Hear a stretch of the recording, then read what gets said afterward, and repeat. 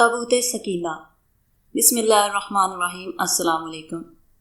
یقیناً تمام تعریفیں اللہ کے لیے ہیں، ہم اس کی تعریف بیان کرتے ہیں، اسی سے مدد کے طلبگار ہیں۔ میں گواہی دیتی ہوں کہ اللہ کے سوا کوئی معبود برحق نہیں۔ ناظرین، آج کی اس ویڈیو میں ہم تذکرہ کریں گے تابوت سکینہ اور ہیکل سلیمانی کا۔ ہم آپ کو بتائیں گے تابوت سکینہ کیا ہے، یہ اس وقت کہاں موجود ہے، اور اس کو لے کر مختلف مذاہب کے لوگوں میں لڑائی کیوں ہو رہی ہے۔ نیز ہیکل سلیمانی کیا ہے اور اس کو کس نے تعمیر کیا، اور اس کو لے کر مسلمانوں اور یہودیوں کے کیا عقائد ہیں۔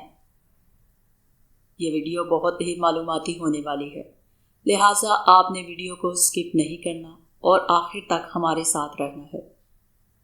ناظرین، سب سے پہلے اگر تذکرہ کریں تابوت سکینہ کا، اگر تاریخ کے تناظر میں دیکھا جائے تو اسرائیل کو اسلامی ممالک سے اپنا وجود تسلیم کروانے کی ایک وجہ تو اپنے ناجائز وجود کو بلا کر مسلمانوں میں جائز حیثیت دلا کر مسلمانوں سے معاشی فوائد حاصل کرنے کے ساتھ ساتھ آنے والے وقت کے پیش بندی ہے، جس کا ذکر قرآن شریف میں اور تورات میں موجود ہے۔ دوسری طرف مخفی طور پر اسے تابوت سکینہ کی بھی تلاش ہے، جس کے ذریعے یہودی اپنی کھوئی ہوئی طاقت دوبارہ حاصل کر کے دنیا میں پھر سے اپنا تسلط قائم کرنا چاہتے ہیں۔ کیا آپ جانتے ہیں کہ تابوت سکینہ کیا ہے اور اس میں کیا کیا چیزیں تھیں؟ یہ ایک ایسا سوال ہے جس کے بارے میں مسلمانوں کی نئی نسل ناواقف ہے، جو کہ تمام مسلمانوں کے لیے لمحہ فکریہ ہے۔ ناظرین، یہ ایک ایسی کراماتی تابوت ہے جسے حاصل کرنے والا دنیا فتح کر سکتا ہے۔ وہ تابوت جس کی تلاش میں آج تک یہودیوں نے ہزاروں مقامات کھوج ڈالے۔ اس تابوت میں ایسی کیا چیز رکھی ہے؟ یہ تابوت تاریخ میں کس کے پاس تھی اور اسے قیامت سے قبل کون حاصل کرے گا؟ ہم آج دنیا کے سب سے کرشماتی صندوق تابوت سکینہ کے بارے میں جانیں گے۔ ہر دور میں دوستو یاد رکھیے، مسلمان، عیسائی اور یہودی ایک دوسرے سے مخالف رہے ہیں، مگر ایک جگہ پر جس پر تینوں مذاہب متفق ہے وہ تابوت سکینہ ہے۔ یہ ایک معجزاتی اور کراماتی تابوت ہے جو مومنوں کے دلوں میں سکون اور قرار کی غرض سے نازل ہوا تھا، اور حضرت آدم علیہ السلام سے خاتم الانبیاء صلی اللہ علیہ وآلہ وسلم کی میراث رہی، جس کی وجہ سے اس کی عظمت اور حرمت بہت زیادہ ہے۔ اس صندوق کو تابوت سکینہ اس لیے کہا جاتا ہے کیونکہ اس تابوت کے ذریعے لوگوں کے دلوں میں تسلی، اطمینان اور سکون حاصل ہوتا ہے۔ اسے تابوت اس لیے کہتے ہیں کہ جو چیز اس میں سے نکالی جاتی تھی وہ پھر واپس اسی میں چلی جاتی تھی۔ اس کے متعلق مختلف اقوال ہیں۔ بنی اسرائیل اس صندوق کو بڑا متبرک اور اپنے لیے فتح نصرت کا نشان سمجھتے تھے۔ جب یہ صندوق ان کے ہاتھ سے نکل گیا تو پوری قوم کی ہمت جواب دے گئی۔ ہر ایک اسرائیلی یہ سوچنے لگا کہ خدا کی رحمت ہم سے دور ہو گئی اور اب ہمارے برے دن آ گئے۔ یہودیوں اور مسیحیوں کے نظریے کے مطابق تابوت سکینہ موسیٰ علیہ السلام نے خدا کے کہنے پر بنایا تھا، اور اس میں وہ پتھر کی لوحیں لا کر رکھی تھی جو ان کو خدا نے کوہ سینا پر دی تھی اور جن میں یہودی مذاہب کی تعلیمات بیان کی گئی تھی۔ مزید یہ بھی کہا جاتا ہے کہ اس میں حضرت موسیٰ علیہ السلام کا عصا اور من و سلوہ بھی رکھا گیا تھا، جو بنی اسرائیل کے لوگوں کے لیے اللہ تعالیٰ نے آسمان سے نازل کیا تھا۔ یہ بہت مقدس تابوت شمار کیا جاتا تھا، اور ہمیشہ مذہبی رہنما اس کو اٹھایا کرتے تھے، اور اس کی حفاظت کے لیے فوج کا ایک دستہ بھی ہمیشہ ساتھ رہتا۔ نیز یہ بنی اسرائیل کے نزدیک فتح اور برکت کی علامت تھا۔ اس کو جنگوں کے دوران لشکر سے آگے رکھا جاتا تھا، اور یہ سمجھا جاتا تھا کہ اس تابوت کی برکت کی وجہ سے جیت ہمیشہ بنی اسرائیل کی ہوگی۔ جب بنی اسرائیل اللہ تعالیٰ کے احکامات کی نافرمانی کرنے لگے اور کھلم کھلا وہ کام کرنے لگے جن سے اللہ نے انہیں منع کیا تھا، تو یہ تابوت ان سے ایک جنگ کے دوران میں کھو گیا اور انہیں شکست کا سامنا کرنا پڑا۔ یہ تابوت حضرت طالوت کے زمانے میں واپس مل گیا۔ اسی بارے میں قرآن مجید میں بھی ارشاد ہے، ان لوگوں سے ان کے نبی نے کہا کہ طالوت کے بادشاہ ہونے کی علامت یہ ہے کہ تمہارے پاس وہ صندوق واپس آ جائے گا جس میں تمہارے رب کی طرف سے تسکین قلب کا سامان ہے، اور وہ کچھ اشیاء ہیں جو موسیٰ اور ہارون چھوڑ گئے تھے، ان کو فرشتے اٹھا کر لائیں گے، اور بلا شبہ اس میں تمہارے لیے بڑی نشانی ہے اگر تم ایمان رکھتے ہو۔ یہ تابوت جب تک مشرکین کے پاس رہا تب تک اس کی وجہ سے ان پر مشکلات نازل ہوتی نہیں، اور آخر کار انہوں نے تنگ آ کر ایک بیل گاڑی پر رکھ کر اپنے علاقے سے باہر نکال دیا، اور فرشتوں نے اس بیل گاڑی کو ہنکا کر واپس بنی اسرائیل تک پہنچا دیا۔ اور غالباً اسی بات کی طرف قرآن مجید میں بھی اشارہ کیا گیا ہے۔ حضرت داؤد کے زمانے تک اس تابوت کو رکھنے کے لیے کوئی خاص انتظام نہیں تھا، اور اس کے لیے پڑاؤ کی جگہ پر ایک الگ خیمہ لگا دیا جاتا تھا۔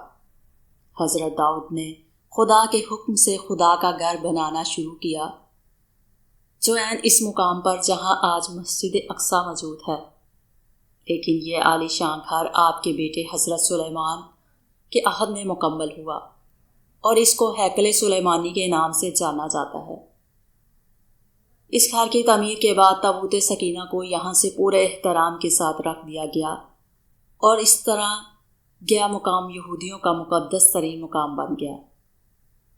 بعد کے زمانے میں ہونے والی جنگوں نے اس ہیکل کو بہت نقصان پہنچایا، لیکن بابل کے بادشاہ بخت نصر بنو قدنسیر اس کو مکمل طور پر تباہ کر دیا اور اس کو آگ لگا دی۔